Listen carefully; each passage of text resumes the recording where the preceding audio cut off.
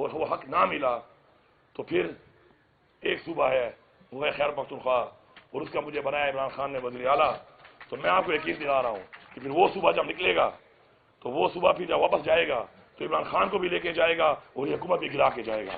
ایسے نہیں جائے گا, پھر وہ واپس خالی ہاتھ نہیں جائے گا, وہ عمران خان کو لے کے جائے گا, ان چوروں کی حکومت بھی گرا کے جائے گا.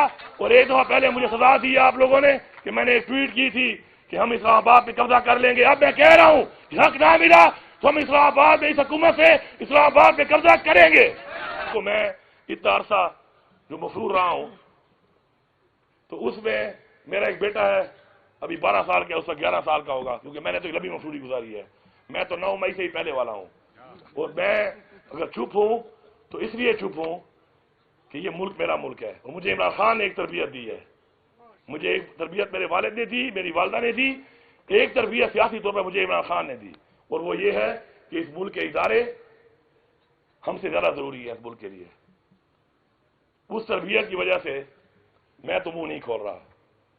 لیکن یہ 9 مئی کیا ہے اور یہ 9 مئی کیسے ہوا, کس طرح ہوا, اگر میں نے منہ کھول لیا تو میں 9 مئی سے پہلے والا ہوں.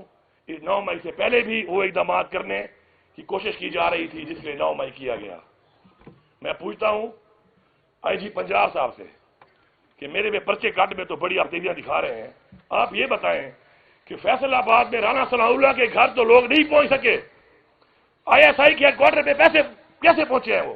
آپ جواب دیں اس کے, آپ جواب دیں, آپ کو جواب دینا پڑے گا. اور یہ ادارے پوچھیں جو پرچے میرے پہ کاٹ رہے ہیں, میں ڈی خان میں بیٹھا ہوں, پرچہ میرے پہ کاٹ دیا فیصل آباد کا, ہماری اورنشپ پہ کاٹ دیا فیصل آباد کا, وہ اسے کیوں نہیں پوچھتے کہ تمہاری پولیس رانا ثناء اللہ کے گھر کو تو پروٹیکٹ کر سکتی تھی, ہمارے والے کو کیوں نہیں کیا؟ یہ پورا ایک پلان ہے. کور کمانڈر ہاؤس تک عوام پہنچ گئی, کسی نے ان سے یہ نہیں پوچھا کہ السلام علیکم یا وعلیکم السلام. آرام سے وہ جا رہے ہیں واک کرتے ہوئے, جیسے ریس کورٹ گارڈن میں ایوننگ کی واک کرنے آئے ہوں. عمران خان کو کہا کہ آؤ پیشی پہ حاضر ہو جاؤ ورنہ تمہیں ہم گرفتار کر لیں گے. اور جب پیشی پہ ہم اس کو لے کے آئے تو ہمیں اسلام آباد میں غصے ہی آنسو گیسوں کی بارش کر دی ہمارے اوپر.